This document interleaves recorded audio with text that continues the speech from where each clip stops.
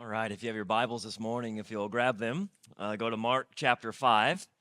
As the kids are filing out to go to Kids Club, Mark chapter 5 is where we'll be in just a moment. But as you can tell, we are still in the thick of our series called Testimony, where we've been sharing stories week by week. We've been hearing and listening and working through stories from Scripture, and then tying that or linking that to a story from one of us, one of our own church members. And each of the stories have testified to the goodness of God in some way.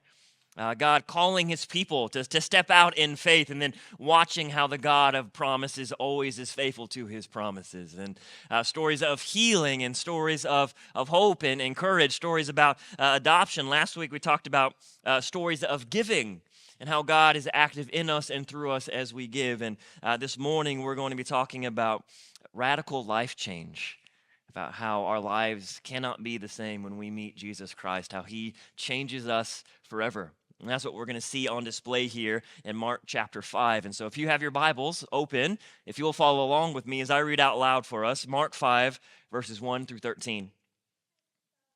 It says, "They came to the other side of the sea, they being Jesus and the disciples, to the country of the Gerasenes. And when Jesus had stepped out of the boat, immediately there met him out of the tombs a man with an unclean spirit. And he lived among the tombs.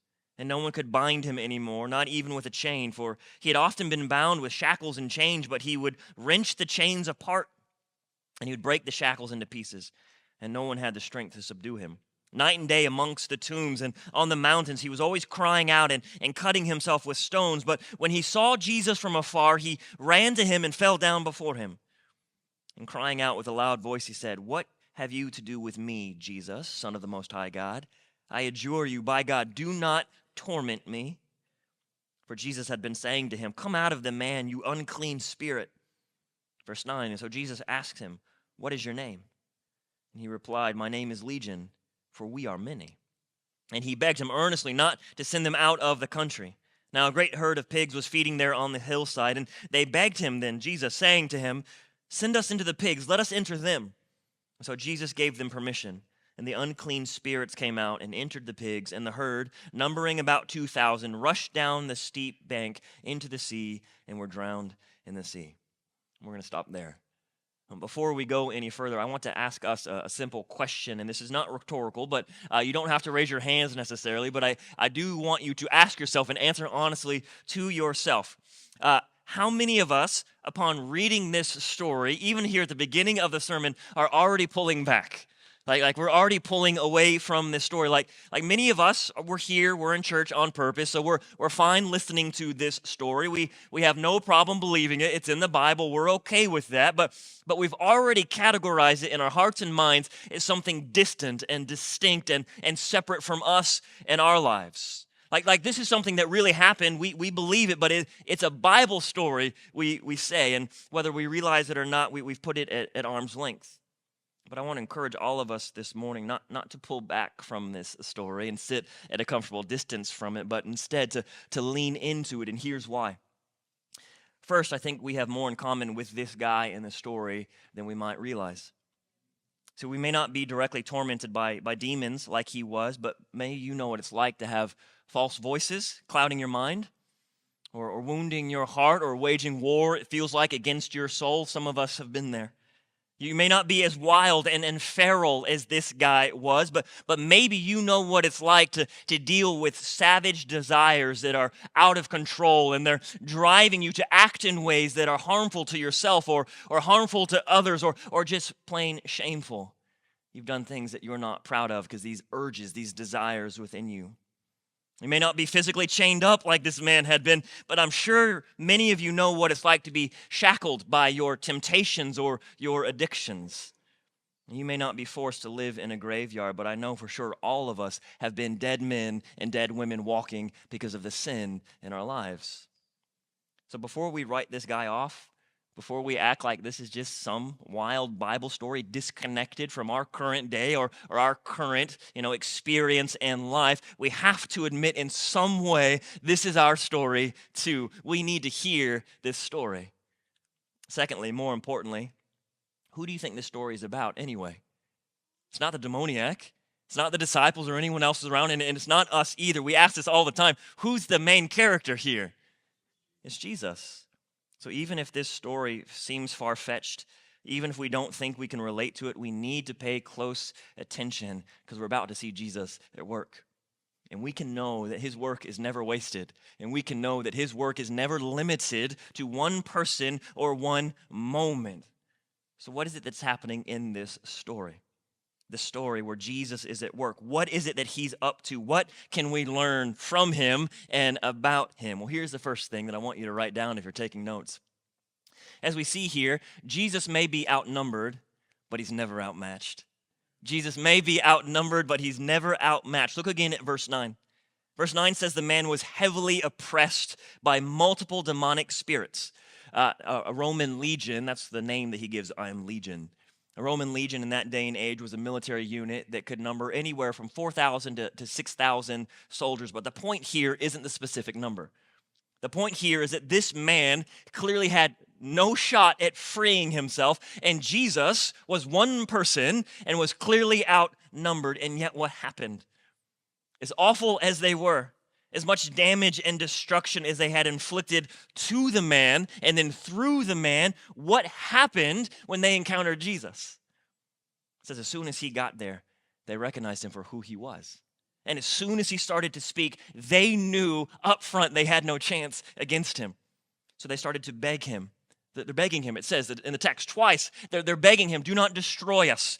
Do not exercise your power and your authority over us right then and there. Or as Luke's gospel says, they beg him, do not send us to the abyss, which is the place of confinement and punishment for spirits. So even though Jesus was outnumbered here, he was never overwhelmed. Even though Jesus was outnumbered here, he was never in a position of weakness. Even though Jesus was clearly outnumbered here, he was always in charge and in control from the very beginning. And that leads to the second thing about Jesus we get to see on display here. Jesus isn't afraid of the dark or what's in it. He's not afraid of the dark or what's in it. So let's pause here for a moment. Let's consider the scene that we're working with. Jesus and the disciples had just recently, in the chapter before, left the busyness, the hustle and bustle of ministry, and how overwhelming and just busy and exhausting that can be. And they had gotten to a boat and they set sail across the sea, presumably so they could get away and rest for a little bit. But what do they find as soon as they get there? It says the second they step foot off the boat, this madman, whose Luke's gospel tells us what wasn't clothed. He was fully naked and he's raging. He comes screeching out of the shadows of a graveyard and he's beat up and he's dirty and he's yelling and he makes a beeline right for Jesus. But Jesus doesn't flinch, does he? And Jesus isn't bothered by this. He's not intimidated by this. He's not worried by this guy that everyone else in the surrounding villages and that was with Jesus were rightly terrified of. But there's more to it than Jesus just being brave in the face of something scary. We see here that Jesus is good. Not just brave, not just powerful, but good. See, this man was too much for everyone else. He was too much. His history was too complicated and too twisted. The baggage that he carried was too heavy. His suffering was too intense. His problems were too scary for everyone else, but not for Jesus. So not only does Jesus stand his ground against the darkness and the evil that the man presented outwardly, we also see that Jesus cared deeply about the darkness and the evil that the man had to carry inwardly. Do we see the difference? See, Jesus isn't scared of the dark in any size, shape, or form. And not only can he handle whatever it is that we might present him with, he wants to. He wants to. Do you know what happened right before this scene in Mark chapter 4? Even before they got to land, it says Jesus and the disciples, they were in their boat and they were sailing across the sea in the middle of the night. And what happened? The storm, this just raging storm, comes upon the sea out of nowhere. And the disciples and all the guys on the ship, they're panicking. It's that bad. A lot of these guys are like seasoned fishermen and sailors, and they're terrified, and they're trying to get right with God because the end is coming. We're going to die. They're panicking. And where was Jesus? Do you remember? Sleeping.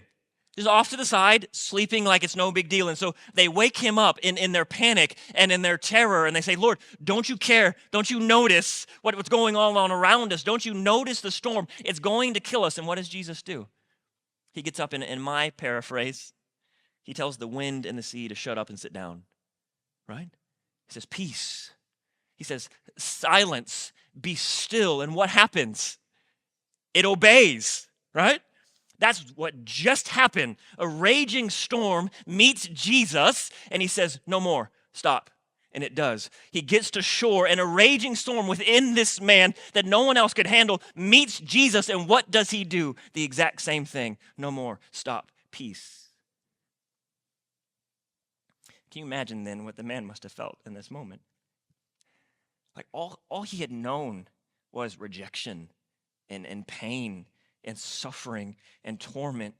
All he had experienced, the text tells us, day and night was agony and darkness and the crushing weight of knowing it's never going to get better. No one can help me. I can't get away. I can't overcome it. I'm stuck here with this darkness, with this storm inside of me. And then that day, who did he meet? Jesus. So desperate and isolated with no chance in the world, this man finally got to look into the eyes of someone who wasn't going to look away, who wasn't scared to look back, who not only saw what he was going through, but could do something about it and did. And it changed everything. So what do you do when you meet Jesus? When you bring him your darkness, when you bring him your storm, and you lay it at his feet, and you see his power, and you see his glory, and you experience his goodness in really remarkable, unmistakable ways, what do you do? How do you respond? Let's continue to read and see how the story plays out. Verses 14 through 20. It says, the herdsmen then fled. They told everyone in the city and in the countryside what had happened. And so people came to see what it was that had happened. And they came to Jesus, and they saw there the demon-possessed man, the one who had had the legion, just sitting there, fully clothed, in his right mind. And they were afraid. And those who had seen it described to them what had happened to the demon-possessed man and then to the pigs. And so they began to beg Jesus to depart from their region. And as Jesus was getting into the boat, the man who had been possessed with demons begged him that he might be with him. But Jesus didn't permit him, but instead said to him, go home to your friends and tell them how much the Lord has done for you, how he has had mercy on you. And so the man went away and began to proclaim in the Decapolis how much Jesus had done for him, and everyone marveled. So if you're still taking notes, I want you to write this down. Not every response to Jesus is a good testimony. Not every response to Jesus is a good testimony. And we see two radically different responses here, don't we? From the people here in this scene. First, we have people from the surrounding area, and they just don't know what to do with Jesus, right? And maybe they were just scared of his power because they had known the demoniac and they were scared of him. And if Jesus is more powerful than him, what do we do with this guy? Maybe some of them were upset or angry. You know, we lost all these pigs. Is this guy going to ruin all our businesses too? Maybe some of them were just so confused and overwhelmed by it all that they were stressed out and they just know, like, we can't let this guy stay. But whatever the reason was, whatever the motivation was, in their fear, it says, and in their ignorance, they didn't want Jesus around, and so they pushed him away. But the man who had been freed from the demons, how did he respond? It says he wasn't just set free, he wasn't just blessed, he was transformed, right? He'd experienced a life-changing mercy and grace and goodness and power of Jesus Christ, and he knew he could never be the same again. And because of that, now he had a new desperation. Now he had a new longing, a new direction to his life. I need to stay with Jesus. But it's interesting. What did Jesus do? Did he let him? He's like, I want to go with you. Can I stay with you? You've changed my life. I want to give my life to you. And Jesus says, no. Instead, verse 19, what does he tell the man to do? Go tell your story, right? Go and be a witness to all that the Lord has done for you this day. And as we read in verse 20, the man did. He obeyed. He went home and he told his friends and his family, but he didn't stay there. It says he went into the nearest big city and he told everyone that he could get a hold of what had happened in his life. They could see it if they had known him. And he doesn't just tell them, look, I'm better. He told them what? Who made him better. That's a testimony. That's a testimony. And I think that is the perfect introduction for our New Hope testimony for today. So if you'll turn your attention to the screens, let's listen to the story of James Humes.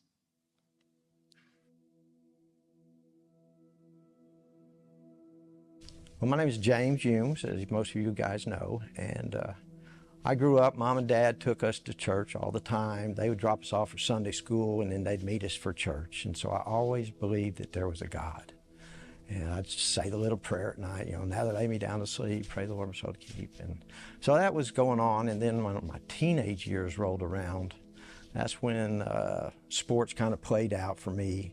And so I started trying to find a different way to fit in, because I couldn't fit in. And so my senior year, I started smoking dope and taking drugs, and it was just by the skin of my teeth that I graduated. I know one time that this is a God thing. I know one time I took my sister's car to work, and as at Long John Silver's, and took some pills with this guy, and I OD'd. And my mom and dad came up there, and my sister, they came up there to get the car, and here I was just gone.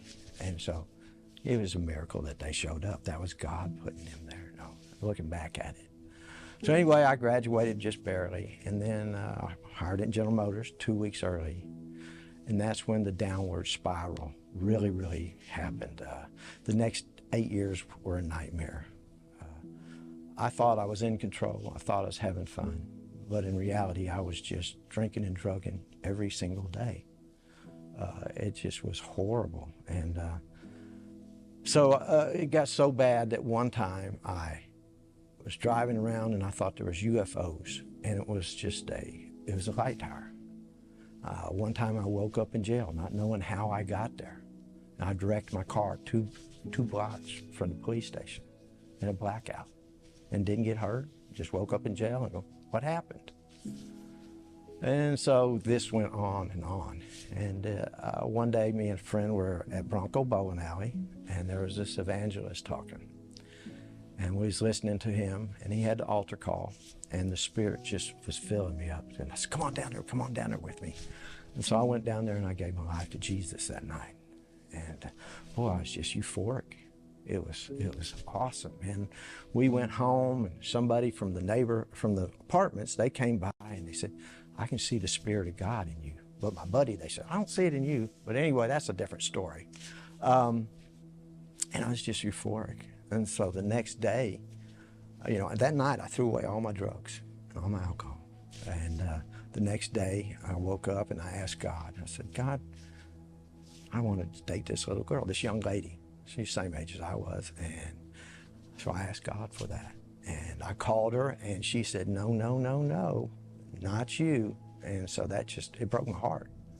And I said, what is this? And so I went back, dug all my stuff out of the trash and started drinking and drugging again. And it just got worse and worse and worse. But see, God, looking back on it, I see where God had a plan for me. And he was not done writing my story. And he was the only one that was going to be able to clean me up. No way I was going to be able to do it myself. I was a mess. And so I was about to lose my job. In 1983, I was about to lose my job. And it was either go to rehab or lose my job. And so I went to rehab, and I showed up drunk and stayed there for 30 days, and I got out. And so I started going to AA meetings, and I met Teresa. And on our very first date, I told her, I said, hey, I have trouble with alcohol and drugs, and I go to these meetings. And she said, I'll go with you. She didn't say, I don't want to date you. She said, I'll go with you. That's another God thing that happened in my life, put her in my life. And so a year later, Teresa and I got married, and we started going to this little church. And I started wondering about my salvation. So I went and talked to the pastor. His name was Addie Pate. And we talked, and I recommitted my life to Jesus that day, and followed up with baptism. And that's how God has taken me from, it was so horrible. I was in such a mess to today. But God was with me every step of the way, looking back on it. I see little pieces here, how he just was playing a part in my life. And his loving kindness is immeasurable. So anyway, that's how I got here today. today, I don't have to worry about fitting in because I'm in the family of God. So I don't have to worry about anything, doing drugs or alcohol, to have that fitting in.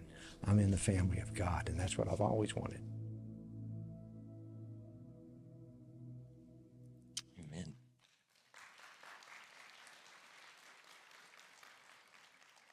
If you know James, his story is really incredible, and you know that he loves to tell folks about this Jesus that he knows and how it's changed his life. And it reminds me of the passage in 2 Corinthians where the Apostle Paul says, if we belong to Jesus, we are a new creation. The old is gone. Behold, the new has come. That's what Jesus can do. So let me close with this morning. Final question that all of us have to come to terms with it, and is this: do you know this Jesus? Do you know Jesus? Not rhetorically. I want you to ask yourself, all of us, do I know Jesus? Not just about him. Obviously, you know about him. You're here in church today. But do you truly know him? Have you met him? Have you experienced his power and his authority? Have you encountered his goodness and his grace? Have you come to trust him with your life and with your soul, with your heart and your mind, with all that you are? Do you know Jesus? And if not, today's the day. Why would you wait? What could be holding you back? That there's nothing that you might face in this life that's going to be too big for him.